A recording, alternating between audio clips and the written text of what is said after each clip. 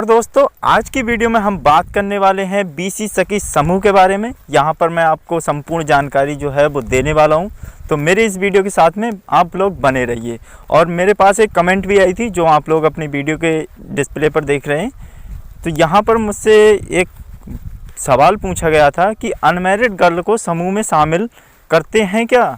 तो आज हम इसी के बारे में बात करने वाले हैं। तो नमस्कार दोस्तों, मेरा नाम है विक्रम सिंह और आप देख रहे हैं हमारा यूट्यूब चैनल टेक बॉस। तो चलिए वीडियो को स्टार्ट कर लेते हैं। और जिन लोगों ने अभी तक हमारे चैनल को सब्सक्राइब नहीं किया है वो लोग हमारे चैनल को सब्सक्राइब करके बेल आइकन को प्रेस कर लें दोस्तों, जिससे कि आने वाली अगली वीडियो उसका नोटिफिकेशन आप लोगों को मिल जाए। तो चलिए वीडियो स्टार्ट कर लेते हैं। तो अब बात करते हैं समूह की। तो समूह किस तरीके से खुलवाना है। तो सबसे पहले आपको करना क्या होगा, आपको एक फॉर्म जो वाटर पेपर है उस पर आपको एक फॉर्म बनाना होगा। तो वो फॉर्म किस तरीके का बनेगा वो भी मैं आने वाली अगली वीडियो में आपको बताऊंगा कि किस तरीके से आप फॉर्म बना सकते हैं। फिर आपको अपने ब्लॉक में जो भी ऑडियो वीडियो हैं, जो सचिव हैं, उनसे आपको काम होगा। और जो आपके जो ब्लॉक अधिकारी हैं उनसे आपको काम होगा। ऑडियो वीडियो से दोनों से आपको काम होगा। दोनों की मोहर लगती है। तो कौन से फॉर्म पर आपको कहाँ पर मोहर लेनी है उन लोगों से, वो भी मैं आपको आने वाली अगली वीडियो में बताऊंगा। अब बात कर लेते हैं इस कमेंट के बारे में। तो कमेंट में दोस्तों पूछा गया है, बहुत ही अच्छा सवाल है कि अनमैरिड गर्ल को समूह में शामिल कर सकते हैं या नहीं कर सकते हैं। देखिए, इसमें कोई ज़रूरी नहीं है कि मैरिड वुमेन ही समूह में शामिल हो। अनमैरिड गर्ल जो है वो भी इसमें शामिल हो सकती है। और ये भी नहीं है कि अनमैरिड गर्ल जो है वो अध्यक्ष ना बने, सचिव ना बने या फिर कोषाध्यक्ष ना बने। इन तीनों पदों में से कोई भी पद ले सकती है। अध्यक्ष भी बन सकती है समूह की अनमैरिड गर्ल, कोषाध्यक्ष भी बन सकती है अनमैरिड गर्ल, और सचिव भी अपने समूह की बन सकती है अनमैरिड गर्ल। इसमें कोई भी प्रॉब्लम आपको देखने को नहीं मिलेगी। अब बात कर लेते हैं कि जो समूह है उसकी ज़रूरत अनमैरिड गर्ल को कहाँ पर पड़ने वाली है। तो दोस्तों, जैसे कि बीसी सखी में मान लीजिए कि किसी का अगर सिलेक्शन हो गया है तो वहाँ पर उसे इसकी ज़रूरत पड़ने वाली है समूह की। तो वहाँ पर अपना समूह जो है वो लगा सकते हैं।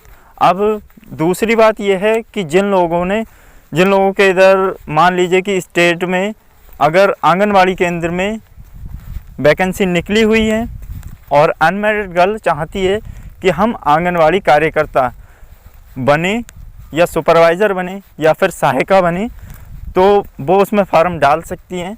और उसके लिए मैंडेटरी ये होगा दोस्तों कि आपका जो समूह है वो आपके पास होना चाहिए।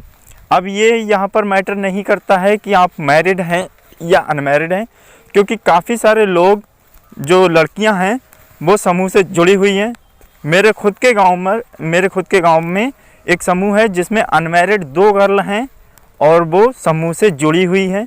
तो ये फ़र्क नहीं पड़ता है। आपको करना क्या है, आपको एक परिवार से, अगर मान लीजिए कि मैं एक समूह में शामिल हूँ, अब मान लीजिए कि मैंने एक समूह बनाया है तो उसमें मैं अगर शामिल हूँ तो मेरी मदर जो हैं वो भी शामिल हैं। तो आपको ऐसा बिल्कुल भी नहीं करना है।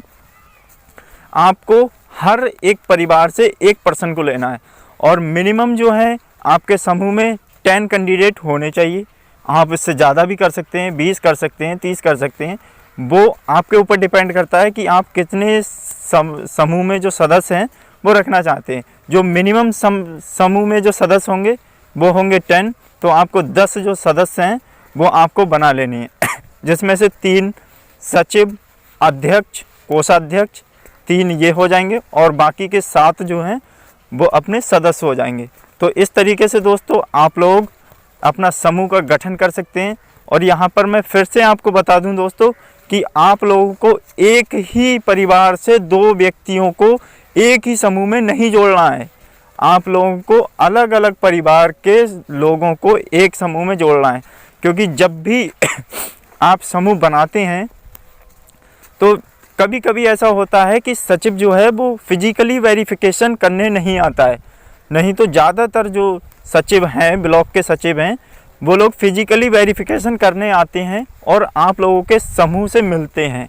फिर आपसे पूछेंगे, अब मान लीजिए कि आप जुड़े हुए हैं और आपकी मदर भी उसी में जुड़ी हुई है, फिर आपसे वो अगर आपका रिलेशन पूछ लेंगे तो आपका जो समूह है उसका गठन नहीं हो पाएगा। वो बोलेंगे कि आप लोगों ने सिर्फ़ और सिर्फ फॉर्मेलिटी के लिए ये सब किया है, आप लोग समूह चलाना नहीं चाहते हैं।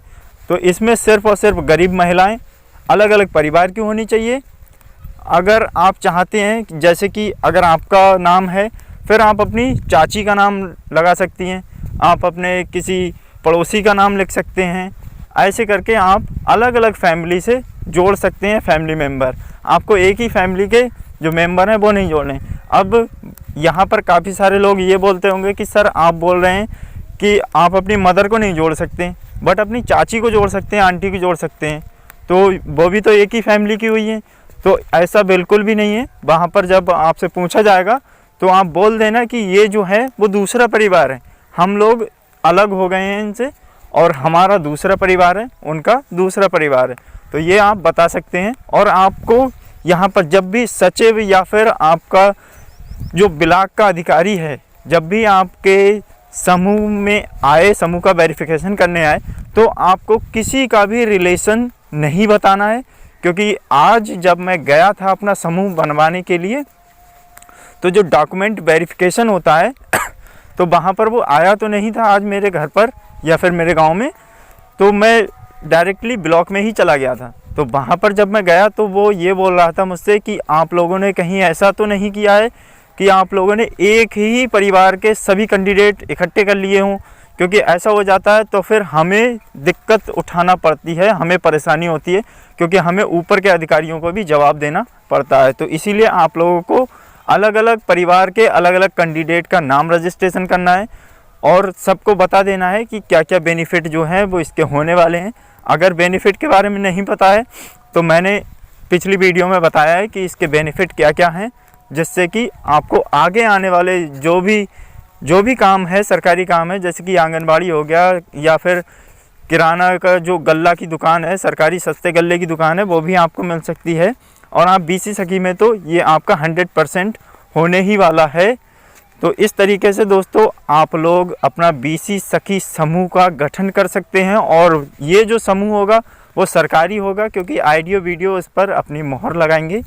तो इसलिए आपको चिंता करने वाली कोई बात नहीं है, किसी को भी डाउट में नहीं रहना है कि ये सरकारी है या फिर प्राइवेट है। काफ़ी सारे लोग जो हैं वो बहका देते हैं कि नहीं ये तो प्राइवेट है, ऐसा है वैसा है। तो आपको बिल्कुल भी इधर उधर नहीं भागना है, आपको अपने चित्त को शांत कर लेना है और आपको सिर्फ़ और सिर्फ ये समझना है कि हमारा जो है वो सरकारी समूह है और मैं जो भी जानकारी दे रहा हूँ ये बिल्कुल सही जानकारी है और सरकारी समूह की ही जानकारी है। प्राइवेट समूह मुझे खुद नहीं चाहिए होगा, क्योंकि प्राइवेट समूह जो है वो बीसी सखी वालों के लिए कामयाब नहीं है और ना ही उनका समूह जो है वो उसमें एलिजिबल है और ना ही उनका समूह वो लोग वेरिफिकेशन करेंगे। जो विकास भवन में वेरिफिकेशन आपका करेंगे समूह का, तो वो लोग उसमें आपके समूह को नहीं जोड़ेंगे। तो आप लोगों को सरकारी समूह खुलवाना है और इसी प्रोसेस से खुलवाना है। अब आने वाली अगली वीडियो में दोस्तों मैं आपको बताऊंगा कि आपको क्या क्या डॉक्यूमेंट लगने वाले हैं, कहाँ से आपको फॉर्म मिलेगा, क्या क्या आपको करना होगा, जिससे आप अपना स्वयं सहायता समूह जो है सरकारी वो खुलवा सके। तो फिलहाल इस वीडियो में इतना ही, मिलते हैं फिर एक नई वीडियो के साथ में। तब तक के लिए नमस्कार, अपना ख्याल।